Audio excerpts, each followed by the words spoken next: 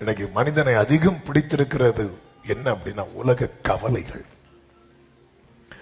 மார்த்தாளே, நீ அநேக காரியங்களை குறித்து கவலைப்படுகிறாய். இந்த கவலைப்படுறதுனால உன்னால எதை தெரிந்து கொள்ள முடியவில்லை என்றால் அந்த நல்ல பங்கை தெரிந்து கொள்ள முடியல. நம்ம அநேகர் இந்த கவலை என்ன பண்ணணும், அந்த மீட்டிங் டைம் மட்டும் ஆண்டவரே எனக்கு இப்போ வாரம் என்னை நிரப்பும், அதோடு முடிஞ்சு. அதுக்கப்புறம் திருப்பி அந்த காரியங்கள் தான் எதை நினைச்சு வரி பண்ணிட்டு இருக்கிறோமோ அந்த கவலைகள் தான். இயேசு சொன்னார், எண்ணத்தை உண்போம் எண்ணத்தை விடுப்போம் என்று கவலைப்படாதீங்க. காகத்தை பாருங்கள், அவைகளை உங்கள் பரமபிதா, அவைகளின் பிதா இல்ல, உங்க அப்பா தான் அதுக்கே போஷிக்கிறார், ஒன்ன போஷிக்க மாட்டாரா?